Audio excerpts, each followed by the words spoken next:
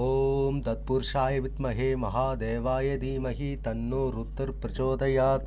ஓம் காளியேஷ வித்மஹே சம்சன் வாசினஜ தீமஹி தன்னோ காளி பிரச்சோதயாத். ஓம் விருஷவத்வஜாய வித்மஹே கரிணி ஹஸ்ஸாய தீமஹி தன்னோ குரு பிரச்சோதயாத்.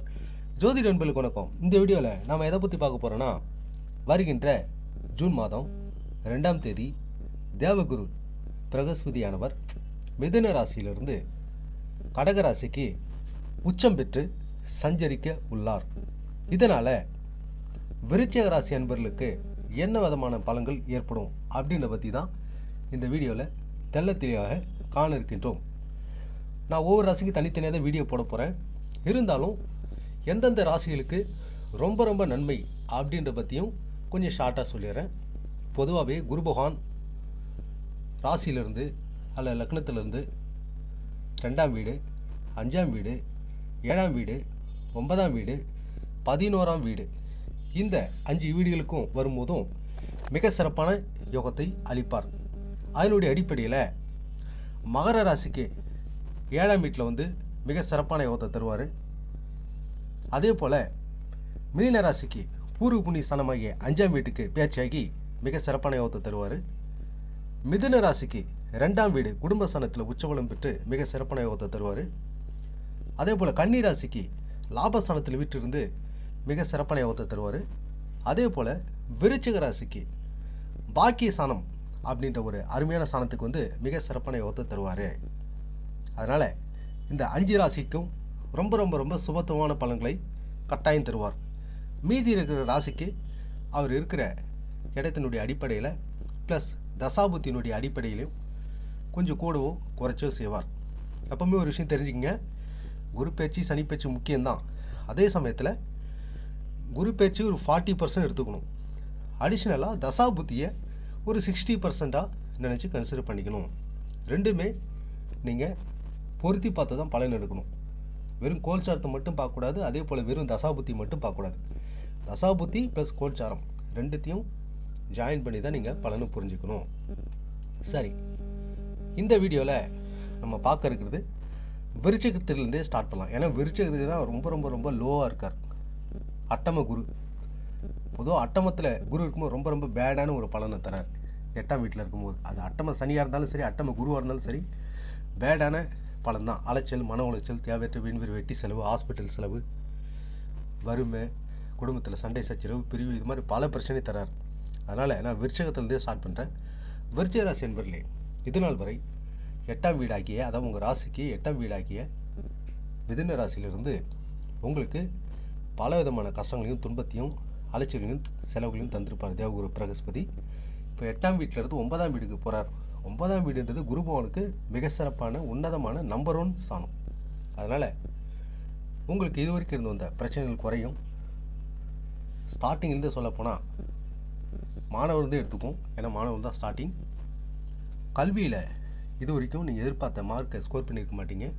இனிமேல் கல்வியில் உங்களுக்கு முன்னேற்றம். நீங்கள் விரும்பிய காலேஜில் நீங்கள் விரும்பிய பிரிவிலே உங்களுக்கு சீட் கிடைக்கும். இது கல்வியாளர்களுக்கு. காலேஜ் முடிச்சுட்டு வேலைக்காக ட்ரை பண்ணிட்டு இருக்கிற இளைஞர்களுக்கு ஒரு நல்ல வேலை கிடைக்கும். நல்ல சம்பளத்தில், நல்ல பொறுப்பில், நல்ல டிசைனேஷனில் உங்களுக்கு ஒரு நல்ல வேலை கிடைக்கும். அதே போல் திருமணம் ஆகாமல் இருக்கிறவங்களுக்கு நல்ல திருமண யோகம் ஏற்படும். திருமணம் முடிஞ்சு புத்திர பாக்கியம் இல்லாதவங்களுக்கு, புத்திர பாக்கியம் இல்லாத விருச்சிக ராசி அன்பர்களுக்கு மிக சிறப்பான புத்திர பாக்கியம் ஏற்படும். ஏற்கனவே ஜாபில் இருக்கிற மிதுன ராசி அன்பர்களுக்கு இந்த காலகட்டத்தில் மிக சிறப்பான பதவி உயர்வு, ஊதிய உயர்வு, கௌரவம், வீடு இல்லாதவங்களுக்கு வீடு கட்டுற யோகம், இப்படி பல விதமான யோகத்தையும் முன்னேற்றத்தையும் கட்டாயம் இந்த 12 வருஷத்தில் நீங்கள் பார்க்காத ஒரு முன்னேற்றத்தை, ஏன்னா ஒரு சுத்துக்கு 12 வருஷம் இல்லை, இந்த 12 வருஷத்தில் நீங்கள் அனுபவிக்காத ஒரு முன்னேற்றத்தை கட்டாயம் குரு பகவான் உங்களுக்கு பாக்கிய ஸ்தானத்தில் வீட்டிலிருந்து தரப்போகிறார். ஸோ விருச்சிக ராசி என்பர்களே, 8ஆம் வீட்டிலேருந்து 9ஆம் வீட்டுக்கு வரக்கூடிய இந்த ஜூன் காலகட்டம் மிக சிறப்பான காலகட்டம். இந்த ஒரு வருட காலத்தில் உங்களுக்கு கிடைக்கக்கூடிய குரு பகவான் அருளக்கூடிய செல்வத்தையும் செல்வாக்கையும் அந்தஸ்தையும் மற்றும் பல உயர்வுகளையும் நீங்கள் நல்லபடியாக யூட்டிலைஸ் பண்ணிக்கோங்க. உங்கள் எதிர்கால வாழ்க்கைக்கு ஒரு பேஸாக இதை வச்சுக்கிட்டு பெரிய அளவில் ஓரளவு இருக்கிற பணத்தை சேர்த்து வச்சு உங்கள் எதிர்கால வாழ்க்கைக்கு இன்வெஸ்ட்மெண்ட்டாக இதை யூஸ் பண்ணிக்கோங்க. அதே போல் குருபவனை பொறுத்த வரைக்கும் தான் இருக்கிற இடத்த விட பார்க்குற இடத்துக்கு தான் பவர். ஸோ பாக்கியஸ்தானத்திலிருந்து குருபவன் என்ன பண்ணுவார், உங்கள் லக்னத்தை, அதாவது உங்கள் ராசியை பார்ப்பார். அதனால் உங்களது உடல்நல ஆரோக்கியம் மேம்படையும், ஆயுள் விருத்தி அடையும், செல்வம், செல்வாக்கு, அந்தஸ்து, கௌரவம் யாவுமே உயரும். குரு பகவான் தன்னுடைய 7ஆம் பார்வையாக உங்களுடைய தைரிய விஜயஸ்தானத்தை பார்க்குறார். அதனால் உங்களுக்கும் உங்களுடைய இளைய சகோதர சகோதரிகளுக்கும் இது வரைக்கும் இருந்த அந்த கருத்து வேறுபாடுகள் நீங்கும். உங்கள் ஃபேமிலியில் இருக்கக்கூடிய அந்த சொத்து பிரச்சனை, பாகப்பிரிவினை இதெல்லாம் சுமூகமாக பேச்சுவார்த்தை மூலமே தீர்க்கப்படும். உங்களது தைரியம், தன்னம்பிக்கை அதிகரிக்கும். தைரியத்தோட ஒரு விஷயத்தை செஞ்சு அதனால் நீங்கள் மிகப்பெரிய புகழ் அடைவீங்க. குரு பகவான் 9ஆம் பார்வையாக உங்கள் பூர்வ புண்ணியத்தை பார்க்குறாரு. அதனால் உங்கள் பூர்வீக சொத்துக்களில் இது வரைக்கும் இருந்த அந்த சண்டை, சச்சரவு, வம்பு வழக்கு எல்லாமே கிளியர் ஆகும். புத்திர பாக்கியம் இல்லாதவங்களுக்கு புத்திர பாக்கியம் ஏற்படும். அதாவது குழந்தை செல்வம் இல்லாதவங்களுக்கு குழந்தை செல்வம் உருவாகும். அதுக்கு பிறகு திருமணம் ஆகாதவங்களுக்கு திருமணம் 100% நடந்தேறிடும். காதலர்களுக்கு காதலில் வெற்றி கிடைக்கும். ஏன்னா இது ஒரு காதல் சாணம் கூட 5ஆம் வீடுன்றது. அதே போல் கலைஞர்களுக்கு, ஏன்னா 5ஆம் வீடுன்றது கலை சாணம் தான்,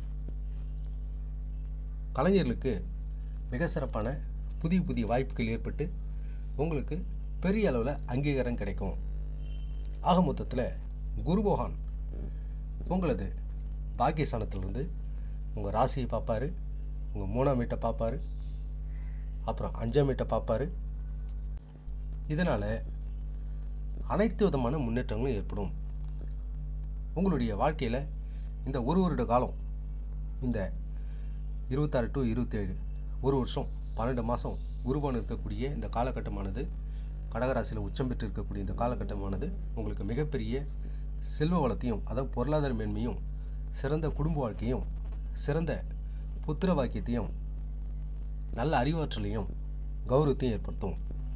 அதே போல் நீங்கள் யாருக்கெல்லாம் தசாபுத்தி சரியில்லையோ, அதாவது உங்கள் ராசிப்படி தசாபுத்தி யாருக்கெல்லாம் சரியில்லையோ அவங்க இந்த குரு பயிற்சியினுடைய காலகட்டத்தில் எல்லோ கலர் அதிகம் யூஸ் பண்ணுங்கள்.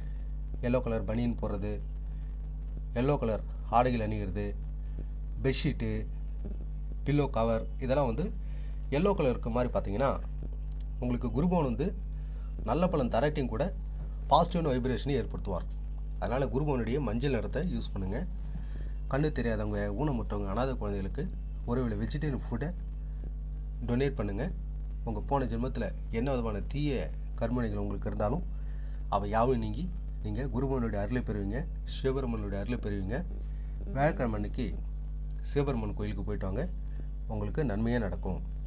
அதே போல் குருபவனுக்குரிய காயத்ரி மந்திரமாகிய உம் விருஷபத்வஜாத்மகே கர்ணி அசாய் திமகி தன்னு குரு புருஷோத்தத்துன்னு சொல்லுங்கள். குருவின் அதிதேவரான சிவபெருமானை வணங்குங்க. ஓம் நம சிவாய, ஓம் தத்புருஷா யத்மகே மகாதேவாய் திமகி தன்னூர் உத்தர் புருஷோத்தத்துன்னு சொல்லுங்கள். உங்களுக்கு நன்மையே நடக்கும். உங்களுக்கு இந்த வீடியோ பிடிச்சிருந்தால் லைக் பண்ண நண்பர்களே.